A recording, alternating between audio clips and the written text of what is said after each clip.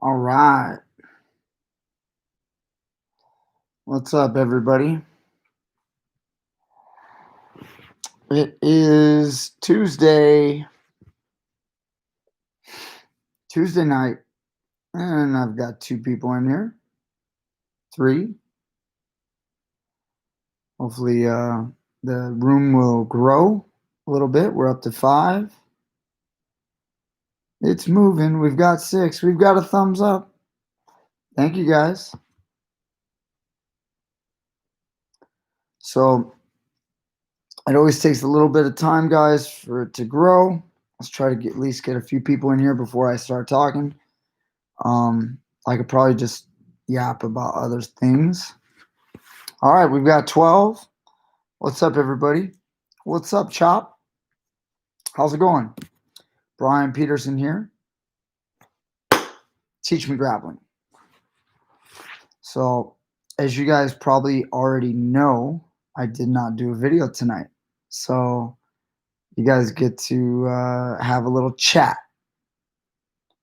What's up, guys? I'm a little bit lean. What do you think? Should I improve strength or weight? Thank you, Joe Black. Um, you're a little bit lean. Improve strength or weight. Guys, I'm not a big believer in worrying about what you weigh. I like to focus on the things that actually help you. I mean, weight helps, but try to work on your strength. I would focus more between those two. I don't care what people weigh. I don't care what I weigh. I just kind of like do what I do, which is not much. But when I was training, it was more about like how strong can I get, how fast can I get. I wanted the the uh, the practical things. So, and if my weight went up a little bit, then that's fine. If my weight dropped, no big deal. So, you're doing MMA for self defense. Well, again, I would focus on strength. Again, weight is weight. Um, I've never. I know some people it's a big deal to them. For me, I never really even cared too much about what I weighed. I used to be really light, but I've gained weight over the years, and you know, it is what it is. I just focus on the skills. So conversations kill. What's up, man? Um, thank you. So anyway, guys, looks like we've got 20 people in here. So first, I'd like to start by talking briefly um, about because my life is so busy that I don't get to answer too many comments. And I did a video yesterday about the UFC fight with Maurice Green and Volante, I believe his name was. Um, he got choked in that arm triangle. So what's up, guys? Um, so if you guys saw that in the UFC, if you saw my video, you pretty much saw the finish. And I had quite a few people try to explain to me that like he was getting smothered, stuff like that. Like the guy like tucked in the arm triangle. They think that his mouth was against a pec or against a shoulder or something like that. So I just wanted to briefly give you my take on that. Um, there's there's people. Somebody said they got him with mother's milk or something like that. I guess somebody's named it. I think I've actually heard that before, where you kind of suffocate the person. But guys, that's not what happened. That's not what happened. It seems that I guess what I'm saying is the comment section, they're trying to rationalize why a UFC fighter tapped out. And it's like almost a very humble, respectful thing to say. Because what I'm saying almost isn't very humble or respectful. And that's not something that I want to convey to people. I don't want people to think that I'm not humble and not respectful. But at the same time, guys, I have to call it how I see it. And, you know, it's what I saw was a guy who's big, heavyweight, probably very tired, very exhausted. Grappling skill probably isn't quite where it needs to be. In that moment, who knows? He is very exhausted. His opponent may be strong. He's strapped on an arm triangle from bottom half guard, which wasn't even a tight half guard. There was no really controlling of the hips. It shouldn't happen. There's no technique that the bottom man did of like suffocating him, in my opinion. It was sheer top man blundered. It's a complete blunder. It shows that he's, again, tired, really exhausted, just so exhausted. I guess those are the same thing. And really just lack of skill. It's lack of skill. I wanted to almost say that he's big. I added that he's big. It would never happen at the lightweights, guys. And I don't mean to be disrespectful to anyone, but you guys, I want you guys to visualize yourself. And I told all my students this, because you have to think this way when you become good. When you become good at grappling, guys, you have to almost have, again, this borders on not being humble, but you have to believe in your skills to such a degree you do not allow something like that to happen. In other words, it's technique. There's moves you have to know. I mean, you can't just will yourself to defend a submission if you don't know how to do it. But when you train grappling, in this case, we're talking about grappling, but it's true of anything. When you get to a certain level and you have the proper mindset, the belief in yourself, a strong will combined with some technique, your will then drive your technique, and you will drive yourself to avoid these kind of situations. Many white belts walk into the room at jiu-jitsu schools and they tap to things that they shouldn't, and they have to learn from higher belts. Oh, I don't need to tap to that. I can actually tough it out if I do this or that, or maybe some small detail will help them. You cannot give up to something like that. That is a blunder. It's saying no mas when you shouldn't. So again, I don't know what else. There's other things that are going on in the fight that could be happening. I have know nothing about. But what I'm telling you guys, this is to try to make people better. You are in top half guard. The guy is not controlling your leg that well. He's not even got your knee in the guard anymore. He slaps on a bottom side arm triangle. Don't tap. I'm telling you. You tap if you're going to pass out, of course. But guys, I need you to fight. You have to fight. Okay, my students, I'm going to kick their ass if they tap to something like that. And it's important. Again, I'm not trying to say that I'm this rough, tough coach guy that is really going to kick their ass. But it's more about motivating someone to have some toughness. You'll be surprised. Sometimes that will carry you through. I can't tell you how many times I feared my coach to a certain degree. To a certain degree, there was a fear, and that's what drove me through. It might have just been to finish a workout. I had to get it done. And whatever it is, these are the drivers that we need. One thing that I was taught when I was starting was you never tap to anything if you have a guard or any type of guard. And in this case, the guy was on top, in top half guard, and it wasn't even tight at all. My coach would have killed me. But that right there, like, it was motivation enough. Like, you're not going to get caught. You will fight your way through it. Again, I'm not in the guy's shoes, but it's just a mindset. I want to teach a mindset. You've got to have a mindset that you're not going to tap to stuff like that. And I am not asking anyone to get hurt. Everyone's body types and levels, skill level, just abilities are different. Everyone's different. So if you are not up to par, then of course you have to tap. But I'm speaking about competition. And if I was to prepare an athlete, we're talking about the UFC here, guys. No way. You gotta fight through that.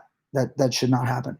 So watch that fight again, look at it, watch my video. I didn't even go into great detail, but if you just put your elbow and drive your weight forward, keep that space open on your neck, there's no way. We played around with it again tonight. I had the strongest try to get my littlest guys. It's not going to happen. Now, granted, 2 heavyweights, guys, not that skilled. Guys, you got to work on that. But then that also brings me to the subject of what I'm talking about tonight, which is we have to be able to destroy white belts. White belts need to be destroyed. And I'm sorry if you guys are white belts. Anybody who's a white belt. That's not, I don't mean to say that we're going to bully you guys or pick on you. But what I'm trying to say is, let me tell you a quick story. Okay. This morning, we had class, and I posted about it on Facebook. One of my students is Megan Parduccio. A lot of you guys probably know who she is. If you guys are involved in jiu-jitsu, she's, not super famous or anything, but she's a well-established competitor in the jiu-jitsu community. At least out here on the West Coast, people know who she is. And, she's competed all through, and she's a brown belt. So I don't have any black belts. I've never promoted anyone to black belt yet, but she's one of my brown belts. I have many, and she's very good. And she's tiny. She's a little girl. She's, she's competed from like 105 all the way up to like 120. She's probably walking in the 120s. So Megan is grappling this morning with a white belt. The white belt is a former wrestler of mine. He doesn't know jiu-jitsu that well. He's been training jiu-jitsu for a little over 3 weeks, but he's wrestled in high school. He's not an amazing wrestler in high school, but he was a good wrestler. He wrestled 3 years. So he was a good wrestler. He can fight a little bit. So she's grappling with him, and I had to sit back and watch this. And I watched as a 120-pound, let's say, girl is going with a 135, 140-pound man now. He's 20 years old. So he's like 20. 19, 20, somewhere in there. So he's a man now. I mean, we're not talking about, a 14-year-old kid. We're talking about a grown man who's 140, maybe not super grown. There's a little man joke. But the point is, he's a man, dude.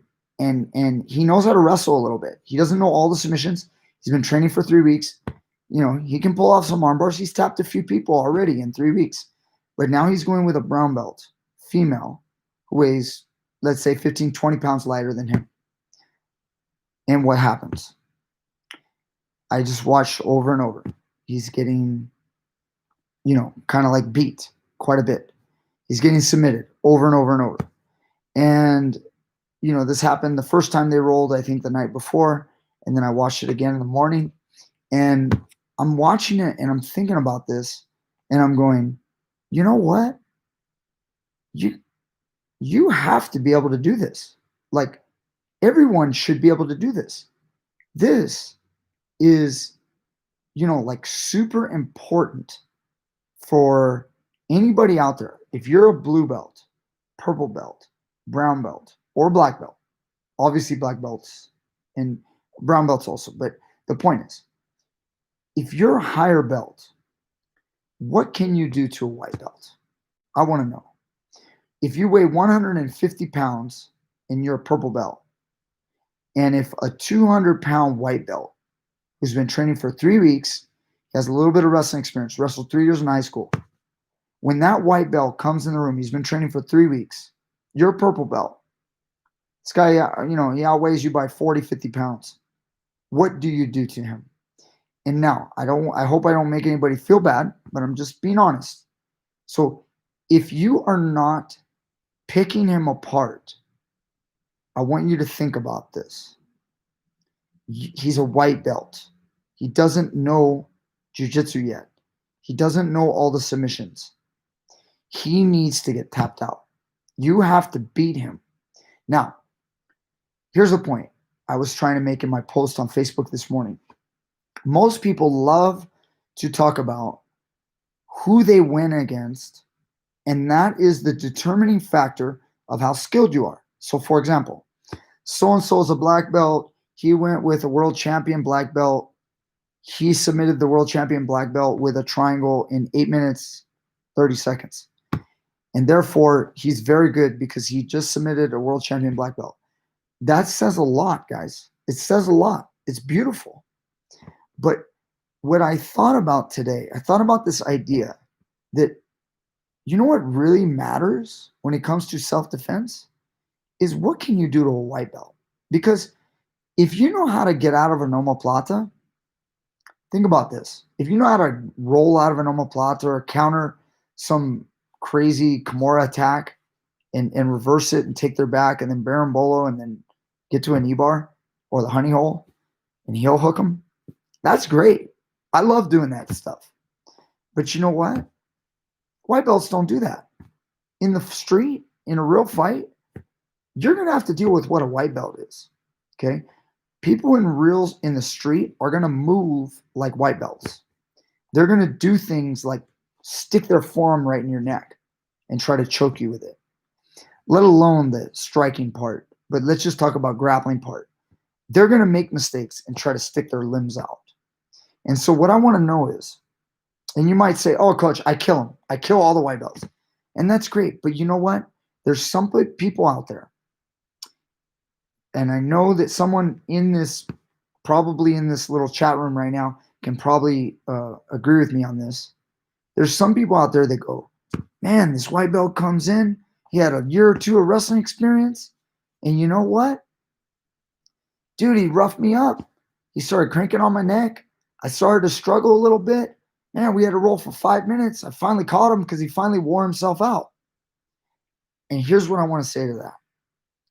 Of course, depending on your level, if you're a blue belt, yeah, you're one belt above a white belt. But what I'm getting at is what I witnessed today and last night of watching Megan, a girl, beat a man that's bigger, stronger, heavier. Not by that much, but bigger, stronger, heavier. And she is repeatedly taking advantage of all of his mistakes. What I found was I saw beauty in it. I realized that it's so important for you, if you really think about it, what it all boils down to is it's so important for you as a grappler who's learning the martial arts. You have to be able to take that guy out.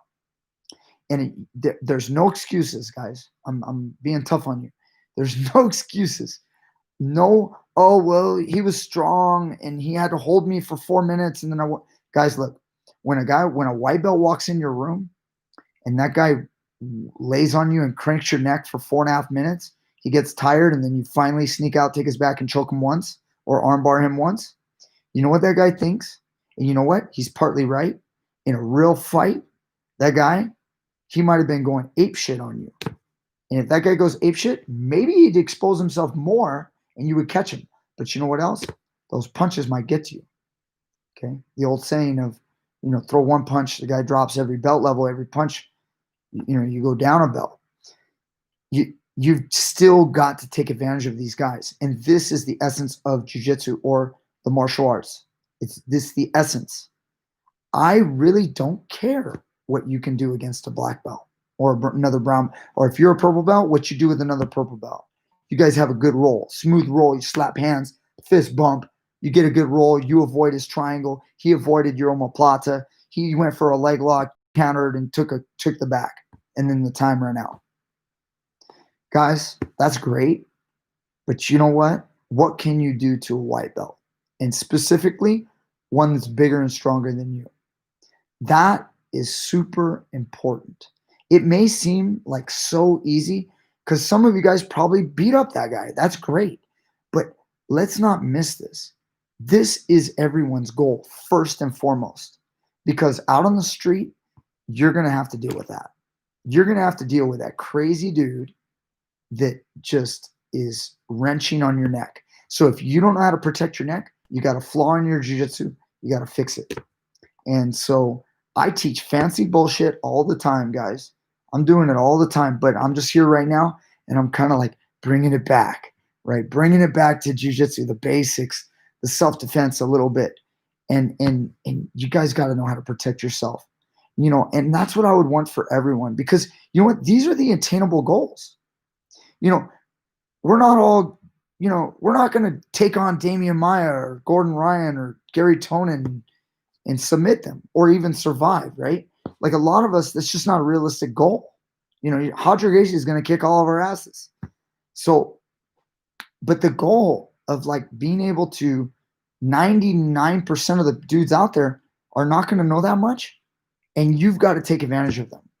You've got to tap them repeatedly, and you have to do it with somewhat ease.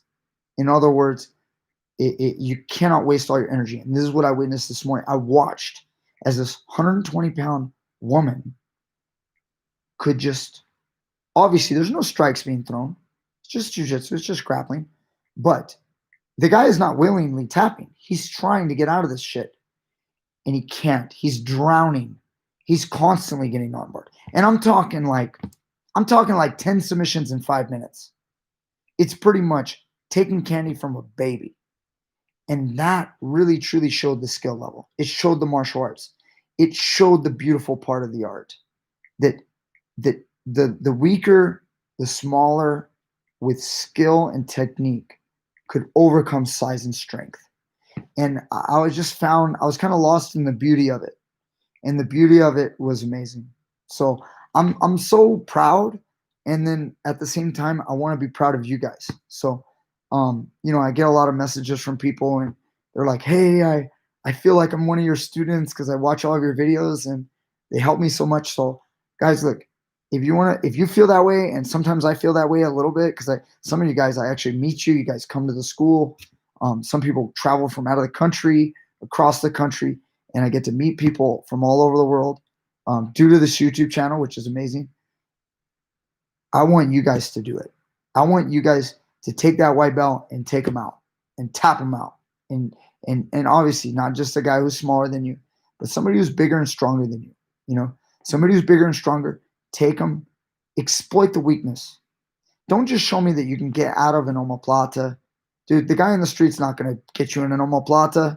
He doesn't know what the hell that is. You know what he's going to do? He's going to try to slam you on the ground.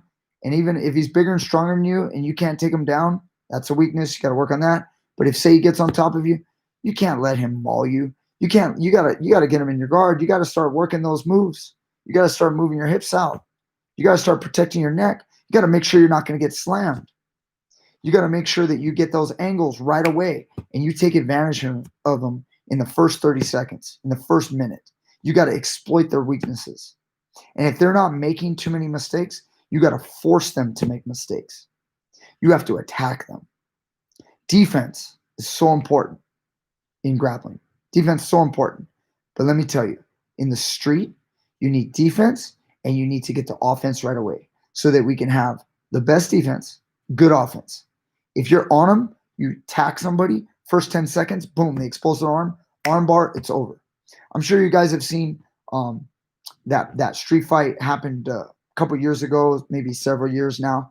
The basketball one, there was a guy, I believe he was a purple belt, and they're on the basketball court. One's like a black dude, and the other one's like a light-skinned brother, maybe like half white, half black looking guy, and that guy's the jiu-jitsu guy. And then the black dude kind of like ducks, kind of like shows like he's gonna throw a punch, and because they're arguing about whatever basketball game, and the dude swings at him. They get in a clinch, they fall down, and like immediately the guy gets him like an arm bar or something, transitions into a leg lock, gets him in a heel hook, tells him he's gonna break his leg, he'll never play basketball again. So if you guys have seen that one, that's an example of what I'm talking about. It shouldn't take a while. You shouldn't have a guy on top of you, beating on you, slamming you into the ground, you having to weather a storm. I hope it's not like that. I mean, maybe if you had a big enough dude, you might have to go through that. But what I'm saying is the skill that guy showed in that fight was a great example of how you go from submission to submission to submission. Offense, which is his best defense. That other guy had no chance to hit him because he's just flopping around trying to get out from his grasp, and he ends up in a devastating heel hook. And the guy didn't hurt him, but you guys all know, if you saw it, he could have wrecked his leg. And that guy was not going to hurt him at that point. He was going to rip that leg off with a heel hook. And if it was a real situation and he had to deal with something, as long as there's no gun that's going to get pulled out, he's going to break that leg and he's going to get up. He's going to get away mostly unscathed at that point. So, all right. Let me read a little bit of comments. I see even as big as Shaq. Yeah, now guys, I get it. If a guy comes in and you got Shaquille O'Neal, I heard Shaquille trains a little bit. I don't know. But you get Shaquille O'Neal, a guy that big, I totally get it. You're 150 pounds. You may be weathering a little bit more of a storm, especially if you're not a brown or black belt. But what I'm trying to give you guys isn't just the idea. And if you already had it, great. But to some people, they don't have this idea in their head. Their idea is, I don't care what you can do to a white belt. I want to know what you can do to somebody your level or higher. And that's a popular way of looking at it. And that's not wrong. It's not wrong. It's a beautiful thing as well. And I thought about it. I'm like, you know what? I want to know. I don't want to know that. I don't want to know what you can do to another world champ. Or like, I just want to know, can you whoop ass on a guy who doesn't know anything? It's a pretty simple task, right? I want to know, when that big, strong guy who doesn't know that much gets on top of you, do you take advantage of his weakness? That's more important to me than you being able to berimbolo and take someone's back. I want to know, can you take advantage? Simple stuff. Guy gives you a guillotine, you take it. Kimura, you take it. Armbar, take it. Slip out, take his back, rear naked choke. And it's effortless. And then what I was saying is, it's the best sales pitch for your coach, for your instructor in your gym. When a new white belt comes in, and he, like I said, I told you, this is what they think. I'm not saying all of them, but a lot of them think this. When they rough you up, say you're a blue belt, and they survive like 4 minutes before you catch them, even though they lost, they think to themselves, yeah, he got me in one of those little things. He bent my wrist, and then I tapped, but big deal.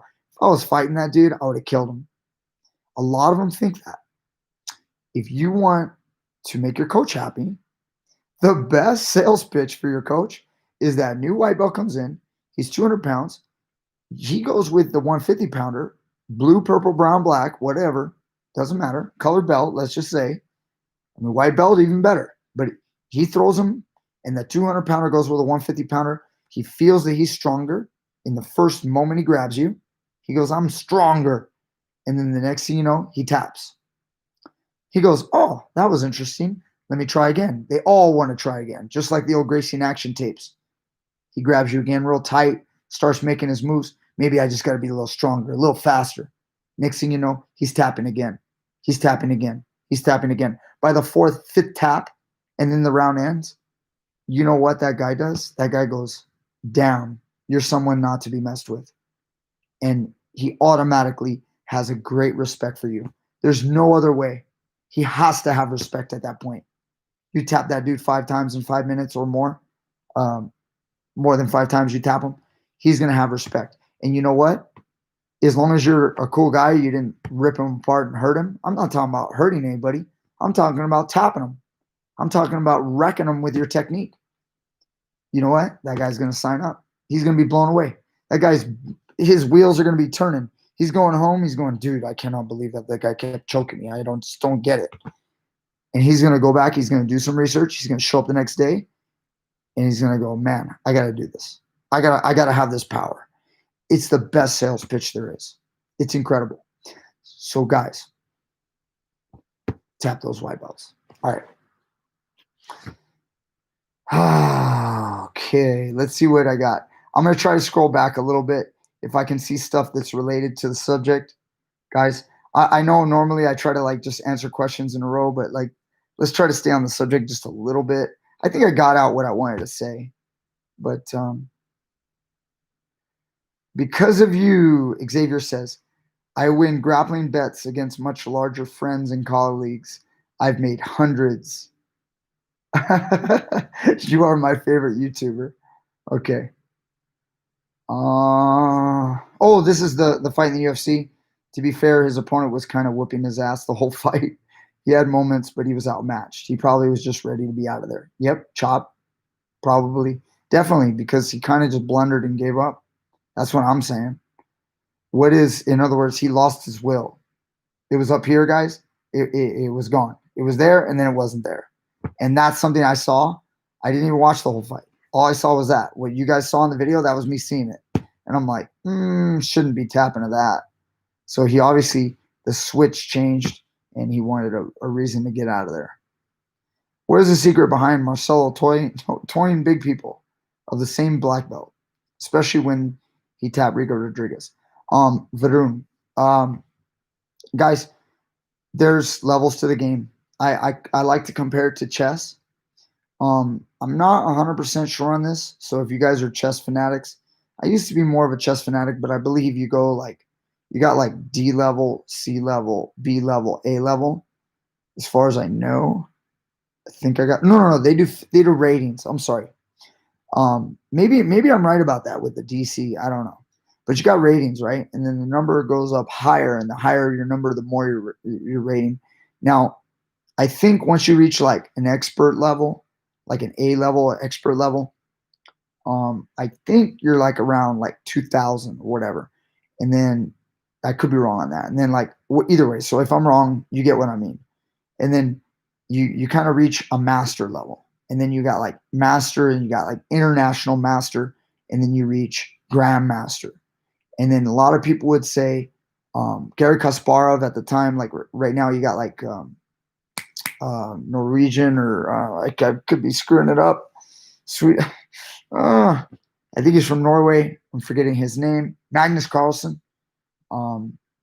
So when you get to like Magnus Carlsen or like Gary Kasparov, they would talk about them, and they would say, you have grandmasters, and then you have Gary Kasparov.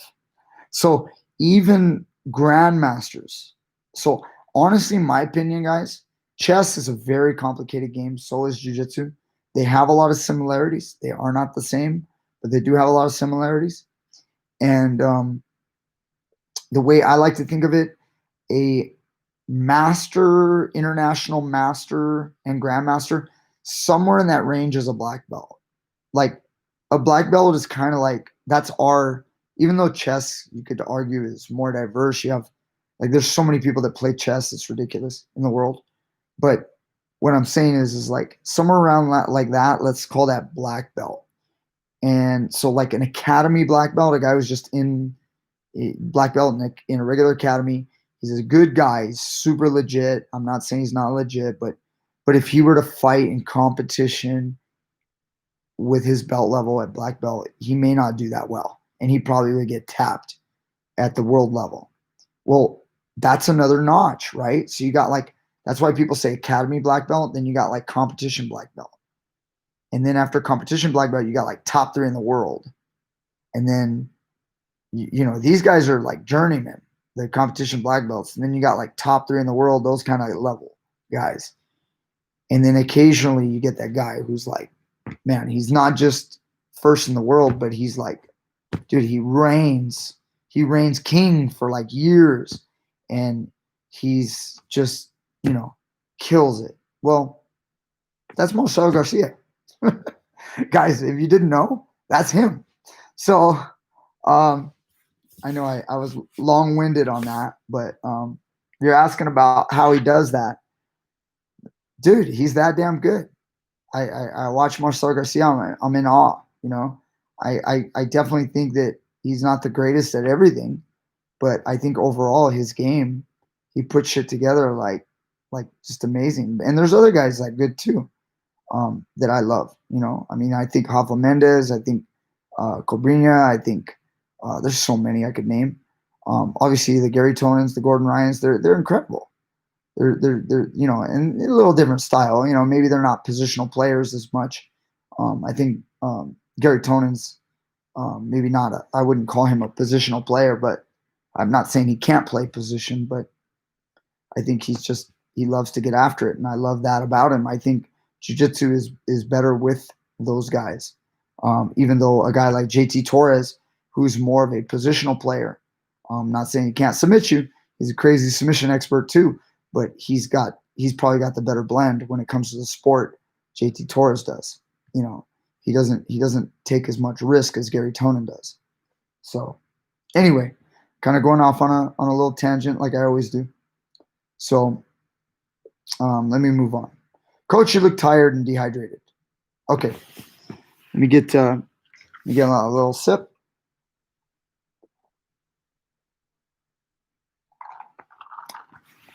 Thanks for reminding me. That's water mixed with a little bit of honey. Anyway, so I am MMA club owner. I live in Istanbul. I work as a martial arts referee, coach, manager. If you find it appropriate, I would like to join the MMA Grappling Team and become a sister club. Zinni, I don't have anything like that, but I've had people ask me about that stuff, guys. Again, I'm pretty down to earth person. Guys, I don't have like a what is it called? Like a federation or something like that. Like some people ask me to start stuff like that, like a TeachMeGrappling, like a Peterson Grapplers, like make it worldwide. But guys, I'm not going to be a millionaire. I don't really care. I just want to be happy. I like helping people. So, yeah, maybe I definitely know that I could probably be a better businessman. I'm terrible at that. But just like my whole YouTube channel as it is, I don't market it that much. Like I don't try to like make a ton of money off of it. I have it pretty simple. I do the Patreon links and the PayPal, and I give everything away for free. If you want to help me out. If you don't, no big deal. But I would love to try to help you guys as much as possible. Maybe down the road, who knows? You never know where I'm going to end up, but I don't even know. What do I care? I just want to be happy. Would love to get my ass kicked by you, coach. Okay. So anyway, hello, greetings from White Belt in Bulgaria. Please don't destroy me. Okay. That's funny. I have not been tapped by a female yet. That's good. Yeah, I mean, like, you know, there's levels. Man, Megan, she has beaten up so many guys, and even like good guys. She's tapped black belt men. I mean, maybe they're not going there 100% at that moment, but trust me, they don't want to get caught. She'll catch them. So it would be interesting experience. Like Gabby Garcia. Yeah, you get Gabby Garcia on top of you. No shame in losing to Gabby Garcia. She's got the skill combined with the size and the weight and the strength. You know, shit, I would not want to be caught underneath her. So I've done BJJ for 6 years, and because of my BJJ school, they did not do any throws, takedowns. I started judo, but it is very hard as a beginner with advanced guys in the new gym. On what should I focus? So, you started judo, but it's very hard as a beginner with advanced guys in the new gym. Well, you should just listen to your coach, you know. That's to be expected. You're a beginner at judo. You don't know how to do the throws. You're going to lose to the advanced guys. Welcome to the new club. It's kind of time to kind of start all over. Try to keep everything that you have. Maybe some of the stuff you can use. You know, hopefully you can. If they didn't teach you much on takedowns, maybe a lot of it won't be applicable, but do the best you can. You should focus on what they're teaching you. Every time something happens, don't make the same mistake twice. If you get caught with something, try to be a good learner. You know, if you don't have a good teacher, you need to be a good learner. And what I mean by that is it helps to have a good teacher who explains things to you. But if you don't have that, there's some teachers, they're just not that good at teaching, but they still are going to give you some information. If you're a good learner, okay, and what I mean by that is a student, but I like the word learner. So it's just the word I like to use. You go out and you get the information. Remember, nobody's going to always just give it to you on a silver platter. You can't expect that in life. Get out there and get it yourself. I can't tell you how much time I spent going out and getting information myself. And this kind of made me better. So I go and do research. I'm the one that like studies all the time, and looks up stuff. Now thankfully I don't have to study that much because I know quite a bit, and then I just can watch a video on somebody showing something new. I can watch it once or twice or 3 times, and I got it.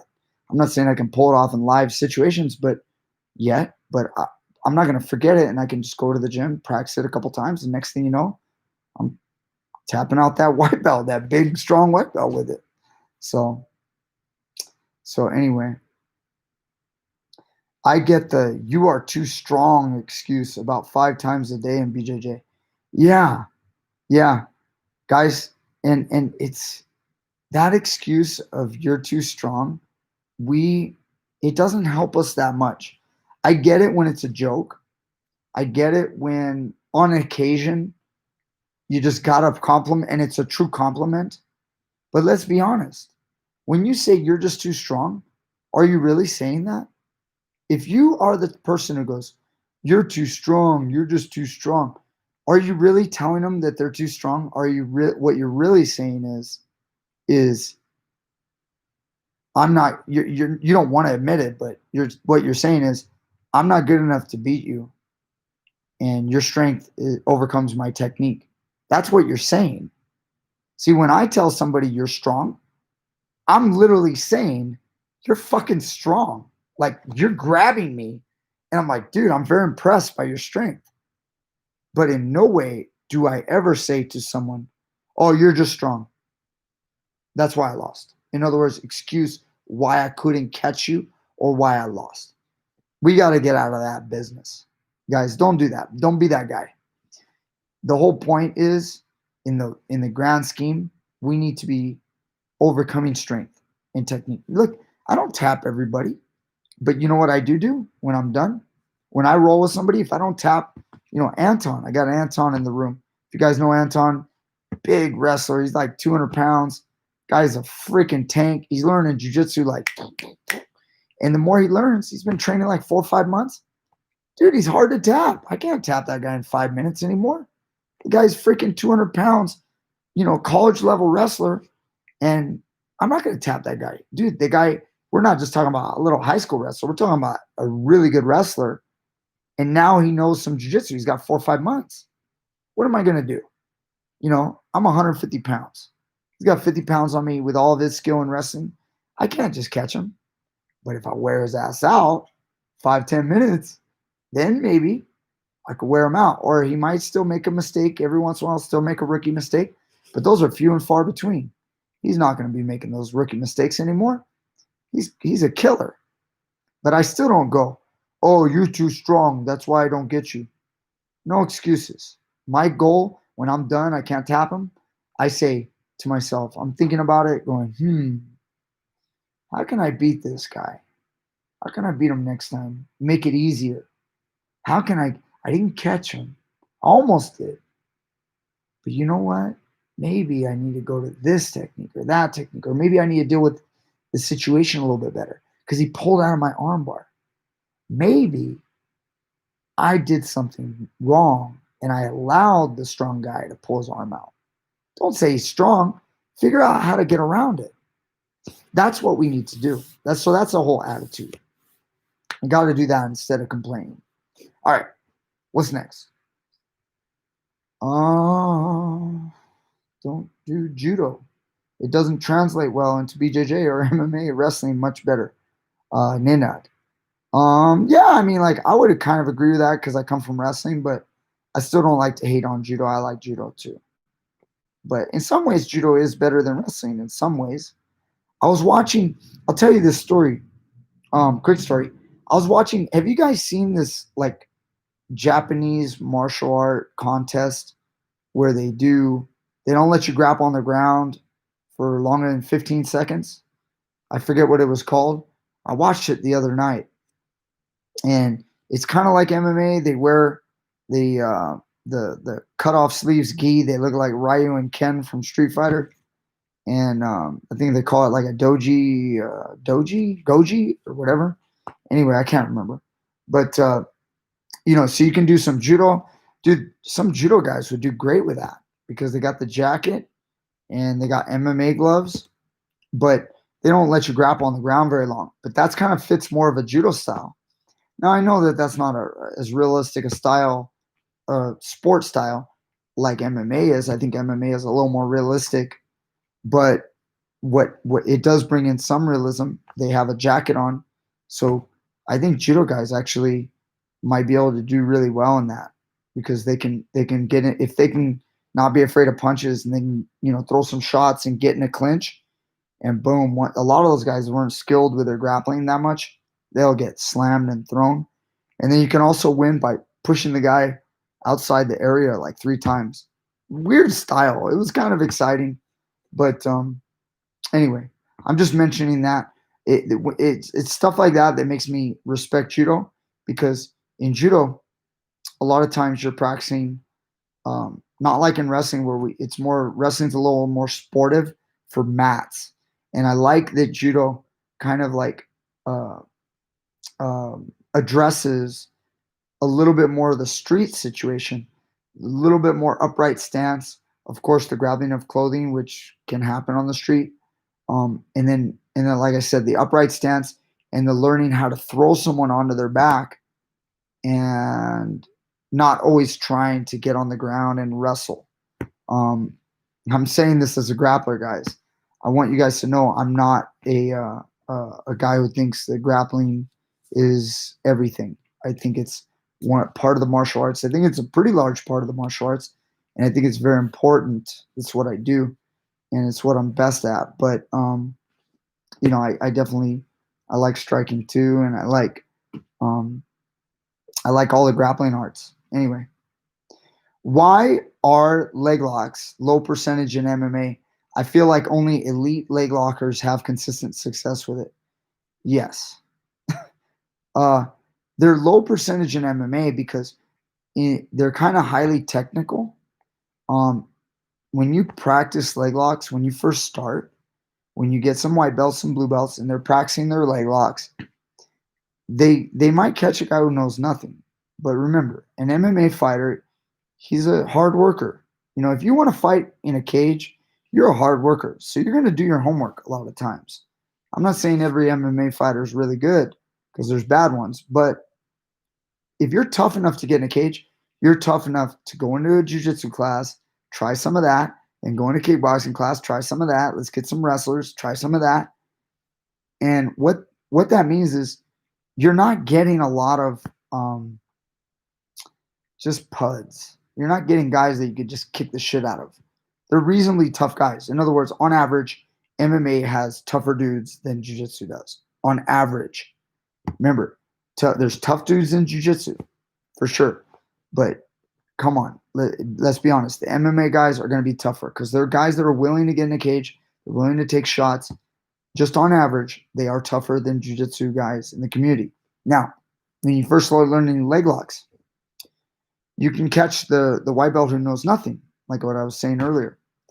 But hopefully, then you get in the fight. Now you just got a guy who's kind of durable.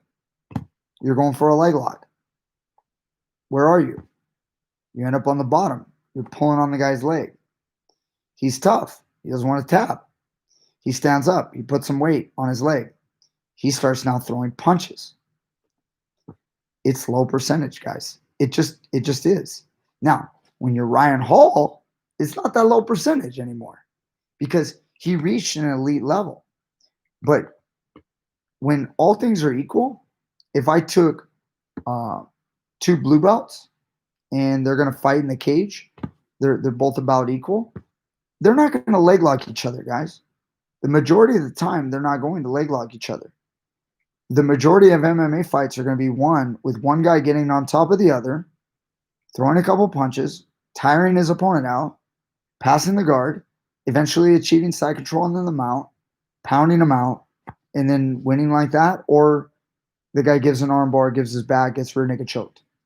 That is the bulk. Those are the basics. The Kimuras, the triangles. Leg locks are right there, though. I mean, they're not too far down the line. I always talk about 5 submissions. Rear naked choke, guillotine, arm bar, triangle.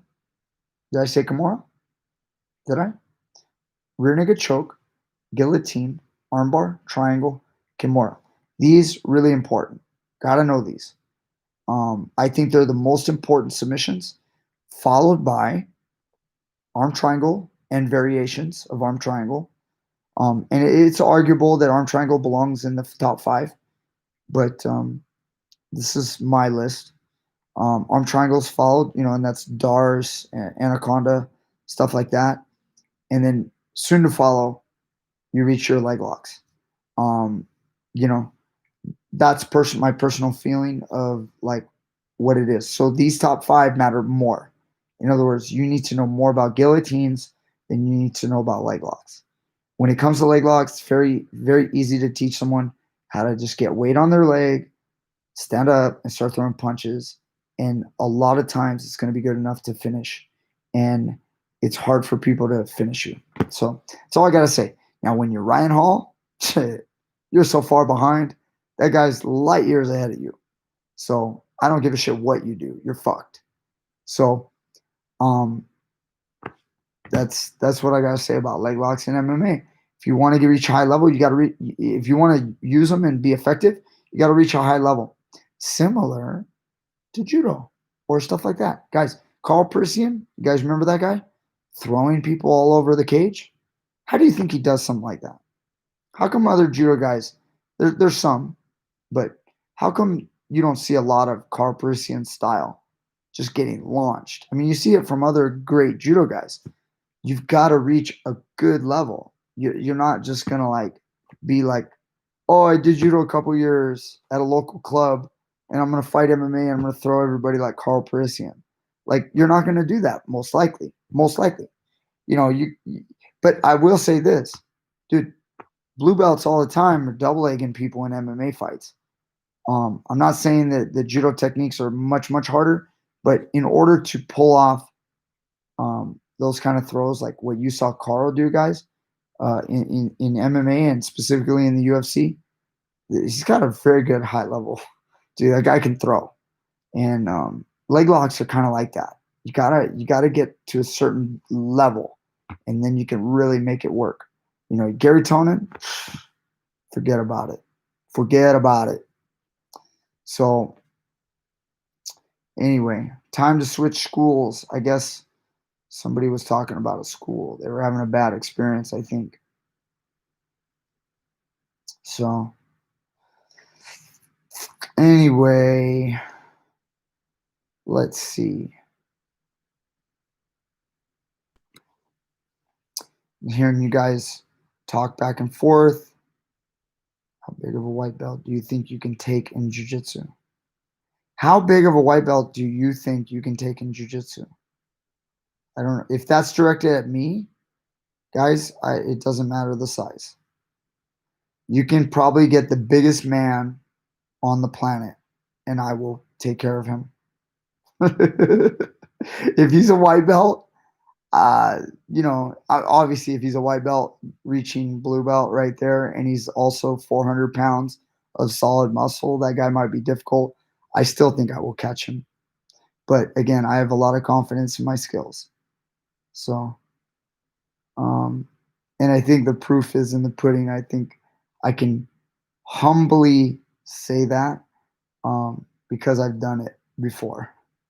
So I am getting old though. So yeah, I guess you can still get better practicing on people you can easily control. What's your opinion of the guy in South Africa who ran a no-gi jiu-jitsu club for 20 years without ever being ranked in BJJ himself, but he gave his students ranks up until black belt, McDojo life? Well, here's what I say on that, guys. I don't think, in my opinion, that a person who is not ranked in BJJ, he is not recognized by the community in any way, shape, or form, he should not be giving out rank in BJJ. It's pretty simple. Now, if he wants to make up his own style, guys, that's all the martial arts are. I mean, like it's like religion, right? They just make up their new religion and then they call it theirs. That's been done forever, and it's kind of hard to police that stuff because there's going to be some guy who's actually legit, you know. And I myself was kind of like one of those guys at one point. Um, there's guys out there that, let's say, I mean, if he was legit McDojo, like he didn't know what the fuck he was doing, and he was just like, yeah, that's totally not cool. It's not right. But if he ranked his guys in his own style, like, and as long as he's decent and good, I'll respect it to a certain degree. If he wants to call what he does his own style of jujitsu, um, and make his names up or whatever, that's fine. But he shouldn't be calling it BJJ. He shouldn't be. He shouldn't be like having them rank in the same, in the same way, in the same style. Maybe, for example, a lot of martial arts, they have something unique to them, like Brazilian Jiu-Jitsu belts. Like anybody can look at a Brazilian Jiu-Jitsu belt and tell that it's a Brazilian Jiu-Jitsu belt. Um, Obviously, you can buy anything you want off of Amazon, but I don't think it's right for a guy from another martial art who doesn't know BJJ to like rank his students and have them wear BJJ belts. Like that starts to, in my opinion, encroach on, like, no, now you're literally, you know, faking. You're fake. Um, but as long as he like does his own thing, I don't really care because that's been done forever. But I don't know, where did his students suck? That's my next question on that. If his students suck, then yeah, you got a full on McDojo. But I caution you guys on that because remember, there are some legitimate dudes out there that aren't ranked in BJJ and they're legit. So I mean, they exist, is all I'm saying. So anyway, all right. Guy says Shaq is a purple belt. Yeah, I thought he did some jiu-jitsu. All right. But you guys know when I start yawning, we're getting close. Make him tired, single leg lift, trip him down. He will be like a cockroach on his back. Is he strong or just heavy? Don't confuse weakness for your opponent's strength. That's called ego. Tim saw I'm facing people who have been wrestling since youth. I've only been wrestling for 2 years, going on 3. It's extremely intimidating facing people who have been doing it since forever. Man, guys, these questions are difficult. I hope I can use some type of words that will help you. It's confidence, man. It's guts. It's grit. It's getting out there and taking your ass whoopings and getting back up. I was not always confident. I got my ass kicked so many times. So I just got my ass whooped, guys. I got my ass whooped. And you just keep going. You go and go and go. And then you start to experience some success.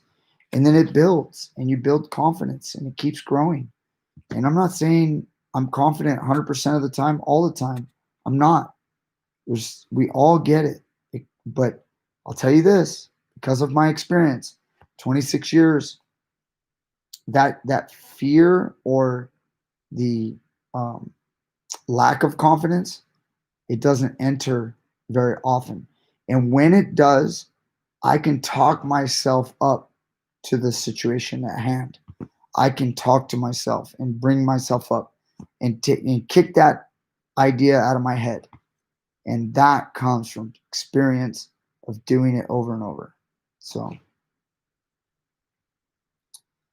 I keep getting lost on the chat. Did I know Theodore Roosevelt did jiu-jitsu? No, I think I heard that. I think I might have seen some old like footage and like somebody talking about it. Maybe it was just photos. But yeah, I think I do remember hearing that. That's cool. What do you think about catch wrestling? Green banana. I think catch wrestling is great. If you want to do it, great. More power to you. I think that jiu-jitsu and regular wrestling, putting them together is slightly better. I think I have a discussion on my channel with Jake Shannon, and I did not hide anything of what I thought. I explained to him that my biggest problem with catch wrestling is them discussing in their competitions that they like to talk about pinning and how it ends the match. And I think it fundamentally weakens their system. I think that pinning, calling at the end of the match, I've seen a couple of their tournaments, calling at the end of the match, I think is not the way to go. I think it makes people turn their back to the opponent. I think it's bad for self-defense for the most part. I think there's benefits, but I think there's drawbacks. And I think the drawbacks outweigh the benefits. I don't think you should learn to turn your back all the time, take punches to the back of your head, um, realize, that somebody's going to hit you there, uh, choke you, crank you. Um, I haven't seen enough little catch wrestlers do really well. I see a lot of big dudes, big, strong guys with wrestling experience that have amateur wrestling experience that learn submissions and they kick ass. But I do not see a lot of guys that are straight up catch wrestlers, straight from the water, from the source, and just whooping ass in MMA. I'm sorry if you guys are into catch wrestling. I still love you. Still want to help you. I'm kind of like part catch wrestler to some degree, right? Like I've learned a lot from catch wrestling. I admit that. But I think the bulk of the best of grappling is going to be found in Brazilian Jiu-Jitsu. I'm biased, but guys, I didn't start there. I came from wrestling. I say this because the proof is in the pudding. The best guys in the world are coming from jiu-jitsu. Is Sambo great? Hell yeah, it's great. There's a lot of good guys like Khabib that are coming from that. But I guarantee you, Khabib has learned a lot of jiu-jitsu and he's mixed it in, which complements his Sambo. And everything he does is not all 100% Sambo. And I'm not trying to say, we get in this argument. What I'm saying, guys, is look at the world of MMA. How many of them do jiu-jitsu? Who's the best grapplers in the world? Who's winning ADCC? Is it all just because, is there a conspiracy theory that they want the jiu-jitsu guys to win? Come on, man. They offer up a whole bunch of money. If they got more of those Sambo guys to get into ADCC, don't you think those guys would want to make some money? And there could be some of them that don't get in. I know they've had a few, but my point is, guys, I think it's pretty obvious at this point, jiu-jitsu's king of grappling. When it comes to submissions, when it comes to takedowns, obviously not. So catch wrestling kind of has that edge. They're probably better at takedowns than a lot of jiu-jitsu guys, the average jiu-jitsu guy. But I don't see a lot of catch wrestlers doing that well. So I'm sorry. I don't want to keep going on that subject. I have a video on it. Please don't hate me, guys. I love you guys. I don't want to get in that fight, but people ask me this question. I give them my honest answer. I've been around a lot of catch wrestlers. I've met really good ones. Most of them had different backgrounds. They had judo backgrounds. They had amateur wrestling backgrounds. And I think what makes them great is usually those backgrounds. I do not think it's the catch wrestling that's making them that great. I think it's their amateur wrestling or judo. All right, done. You're an international teacher, Coach Brian. Regards from Philippines. Cool. Do you train striking? Yes. I don't train it on a regular basis, but yes. The answer is yes. I used to do a lot more in the past. Lately, I just do very little, maybe just the kids. Occasionally, I'll work with my MMA guys on it. Very basic stuff. I do not claim to be a striking coach, but a lot of people feel like I can teach striking, at least my students. But that's because they love me. They're biased. I'm going to get a black belt ordered, black BJJ belt ordered, just to upset Coach Brian. Yes, I'll be so pissed. As a white belt, you should still be training moves you technically aren't allowed to do till higher belts, or you should just wait. I think you should be training them. Thank you for just started before COVID started with your videos have been. Okay, I think I know what you mean. I talked to Sean Roberts about the Sean Roberts special video you posted. That's cool. What did Sean say? Black belt Valentino. I hope he liked it. I hope he doesn't feel like I grabbed his technique. I tried to give him all the respect. He's a great guy. So I think I was judo. Teddy Roosevelt did, but maybe I'm wrong. Okay. He also wrestled. What do you think belts came from? Guys, I don't think I again, you probably have guys in the chat room who are better martial arts aficionados than me. Um, I don't know how. I admit it's been a long time, and I haven't brushed up on my history as well. I do know that like there's a lot of stuff. It could be folklore. I don't know how true it is. I think some of it might be BS. I'm not sure. A lot of people would say that they didn't have belts, that they had white belts, and then like the longer you trained, the darker your belt became. You know, it was started out white, and the darker it became. So that became like a sign of darker belt meant more experienced, meant more skilled, and then kind of like that was the way, the genesis to get this white and black, and then it became like white, brown, black, and then they started adding more belts because it gives people more steps and more goals to shoot for. All those make sense to me. How much of it is 100% true, I don't know, and I won't make that claim.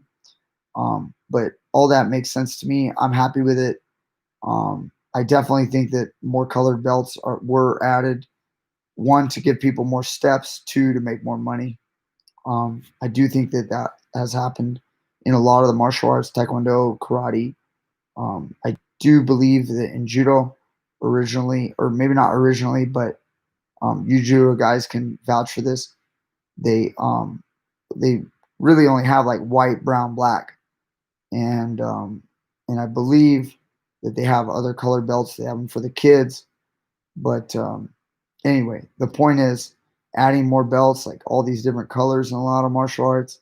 It's just to kind of give you more steps, and a lot of times they can test you for them and then charge you for the test.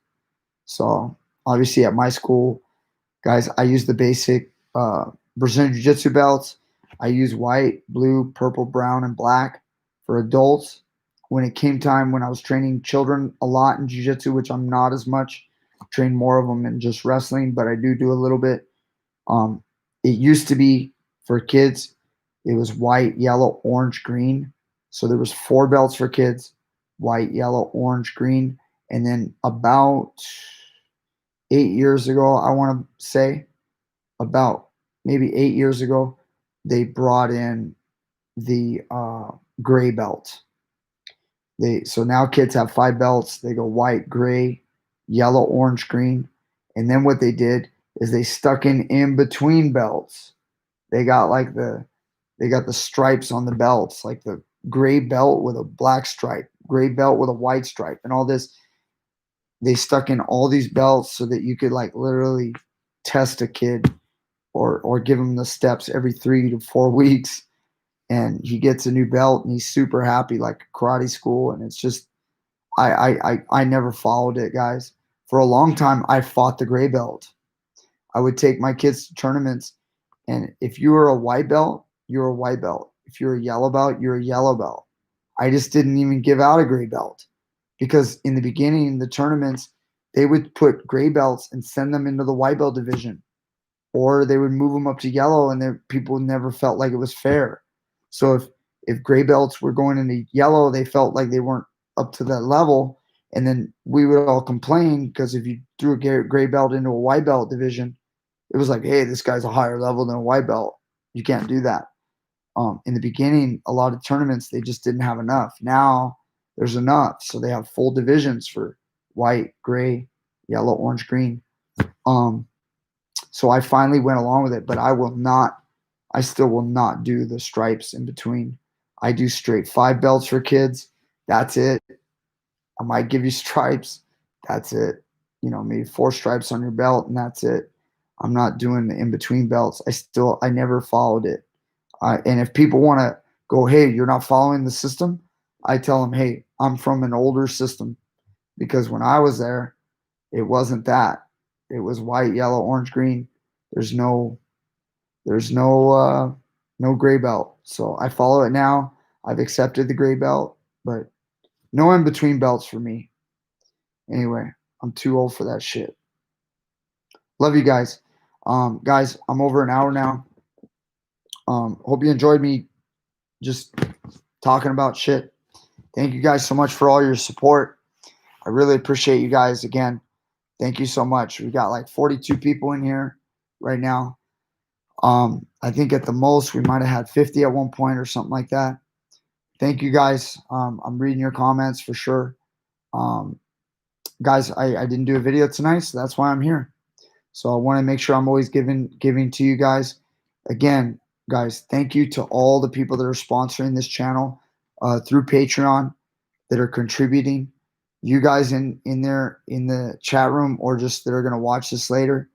You guys are the reason that I worked so hard on it, because guys, I probably would have given up if I didn't have you guys that support the channel through PayPal, through Patreon, and all you guys that are like just watching the channel, and not contributing. It's okay. I don't have a problem with it. I'm just letting you guys know it's because of those guys that do. That's the reason why I do this, because I want to help you guys, but it becomes so much work, guys. I'm working every day, all day. Like there's like just sending emails, people, asking me questions constantly, and I have no problem answering them. I love doing it, but it is a lot of work. And I got to a point where, like we all in our lives, we go, hey, what am I going to do? We got this homeless person. I want to help this guy. Do I give him a sandwich? Do I give him $5? I give him a sandwich. Am I going to give this guy $100? Like, at what point do you stop, right? Well, I like how much do you give? And at some point, I go, you know what? I give. I help as many people as I can in my life. But at some point, I have to say, you know what? And I think all of you guys got to do that too. You go, everybody has to have their line where they just go, you know what? This weekend, I'm not going to help the homeless. I'm going to go to the beach. I'm going to enjoy myself because I deserve this and I need this for my sanity. You know what I mean? Like you at some point, you can't just give too. So I give as much as I can. I try to help as many people as I can. But I'll tell you, what it just motivates me so much. I got a comment today from one of my Patreon supporters, and he just mentioned he's from Norway, I believe. And he mentioned just how much I've helped him. And again, the guy contributes $5 a month, but that's cool, man. The guy appreciates me. It's just $5 a month. It's, like people at my gym pay $150 a month, to train at my gym. So he's not paying that much. He's just paying $5, but it's a line in the sand. It's a show of respect. I really appreciate it. And it's all those people that do that help keep me giving to you guys, because you guys are important to me, and it helps. So the little bit that I get from you guys, it really does help. It helps me make my monthly payments, getting things paid for, day-to-day life. I am not rich by any means, but it's all because of you guys that help. So thank you guys so much. I really appreciate you guys, especially during COVID, because COVID has done a number on YouTube. It did not help me whatsoever. So COVID seems like the whole market, everybody started doing YouTube videos. My view count went down, and I still get decent views, but it's not like what it once was. And overall, the money on YouTube is like so low, guys. I might make like $250 a month on YouTube, like for YouTube. It's crazy. It's like it's not at all what it once was. And I think people called it like adpocalypse a couple years ago, when YouTube just like demonetized a bunch of people, and then YouTube they weren't paying nearly what they were paying, and it's crazy. It went down. A lot of YouTubers got hurt, and that's how Patreon really started to rise, because they needed different ways of, like, creating their content, being a content creator, and at least trying to make a living and live off of it. Not And guys, this YouTube is not what I live off of. It's just more like a supplement to help me, like, take care of my car, stuff like that. A little bit of food, something like that. But anyway, I appreciate you guys. Thank you. Have a good night, and I'll see you guys next time with more great stuff.